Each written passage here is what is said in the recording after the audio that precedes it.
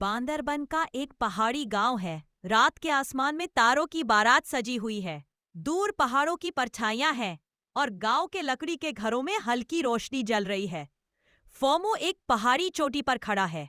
उसकी काली leather jacket हवा में उड़ रही है। उसके हाथ में एक छोटा टॉर्च है और वो आसमान की ओर देख रहा है। अचानक आसमान में भी एक नीली रोशनी की चमक होती है, जैसे कोई तारा फट गया हो। डॉट फोमो अपने मन में, ये पहाड़ कितना शांत है, लेकिन दिल कह रहा है मेरी जिंदगी में कुछ बड़ा होने वाला है।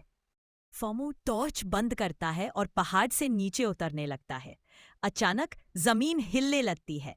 उसके पैरों के नीचे एक नीला पोर्टल खुलता है। फोमो संतुलन खो बैठता है और गिर जाता है और वो पोर्टल उसे निगल लेता है।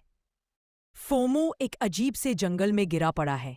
यहाँ के पेड़ साधारण नहीं हैं। कुछ पेड़ों की पत्तियां क्रिस्टल जैसी चमक रही हैं और कुछ की शाखाओं से बिजली निकल रही है।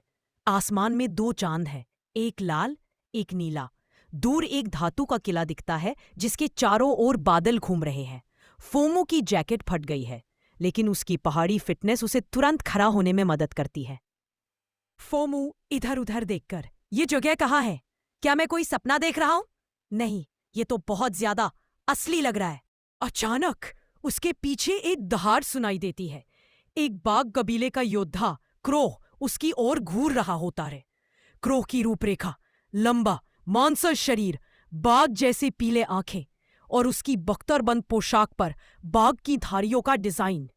उसके हाथ में एक साइफाई स्टाइल की चमकती तलवार। क्रोहा, तू कौन है अजनबी? इस जगह में कोई आम प्राणी दाखिल नहीं हो सकता। किस कबीले से है तू? फोमो शांत स्वर में, मैं फोमो हूं और मुझे नहीं पता ये कबीला वबीला क्या है। मैं तो बस यहां आ गया हूं। फोमो के शांत और समझदार जवाब से क्रो थोड़ा हैरान हो जाता है, लेकिन फिर भी वह उसे पकड़कर ले जाता है। फोमो डरा नहीं होता। उसकी पहाड़ी हिम्मत उसे शांत रहने में मदद करती है। क्रो फोमो को एक गांव में ले जाता है। गांव एक साइफाई और फैंटेसी का मिश्रण है। लकड़ी के घरों के पास हवलिंग प्लेटफॉर्म है और आकाश में ईगल कबीले के योद्धा उड़ रहे हैं। अचानक लिया ईगल कबीले से आकाश से नीचे उतरती है। उसका रूप, लंबे सुनहरे बाल, ईगल जैसे तेज आंखें और उसकी बख्तरबंद पोशाक पर पंखों जैसा डिजाइन। उसके हाथ में एक चमकता हुआ बिजली का त्रिशूल है। लिया क्रो की ओर देखकर, क्रो, ये तुम क्या ले आए हो? ये लड़का अलग है। इसकी गंध में किसी भी कबीले की पहचान नहीं है।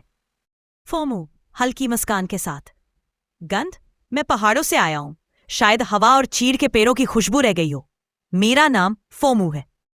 लिया भौं उठाकर, फोमो, तू काफी बहादुर है, लेकिन यहां सिर्फ बहादुरी काफी नहीं। तू असल में कौन है? सच सच बता। लिया फोमो को परखने के लिए एक छोटी सी बिजली की किरण छोड़ती है। फोमो अपनी पहाड़ी फुर्ती से तुरंत एक तरफ हट जाता है। अचानक उसके हाथ से सांप कबीले की शक्ति जाग उठती है। एक हरे रंग की लौ सर्प की तरह उसके चारों ओर घूमकर बिजली को रोक देती है। सब स्तब्ध रह जाते हैं। फिर फोमो को एक मंदिर में ले जाया जाता है, जिसकी दीवारों पर दुनिया के सभी प्राणियों की नक्काशी है। बाघ, ईगल, सांप, शार्क, मकड़ी, पांडा, गिरगिट, यहाँ तक कि ड्रैगन और फीनिक्स भी। मंदिर के बीच में एक क्रिस्टल का गोला है। एक बूढ़ा भविष्यवक्ता फोमो को देखता है। भविष्यवक्ता, फोमो, तुम एक असंभव सत्ता हो। प्राणग्रह में हजारों कबीले हैं।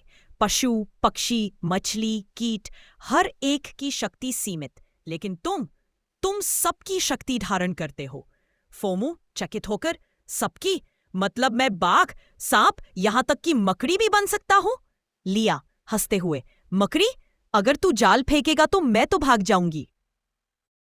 भविष्यवक्ता फोमो से क्रिस्टल को छूने को कहता है।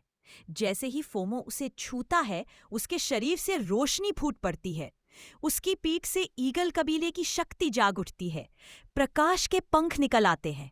फिर उसके हाथों से ऑक्टोपस कबीले की भुजाएं बाहर आती है। सब लोग स्तब्ध रह जाते हैं। भविष्यवक्ता कांपती आवाज में, तुम वही एक हो जिसके बारे में प्राचीन भविष्यवाणियों में कहा गया है। सभी जीवों की शक्तियां एक ही इंसान में। तुम प्राण ग्रह के रक्षक बनोगे या विनाशकर्ता? छाया में छिपकर मीरा सांप कबीले की ये सब देख रही है। उसकी काया, लंबे काले बाल, हरे आंखें और शरीर पर सांप की चमड़ी जैसे टैटू।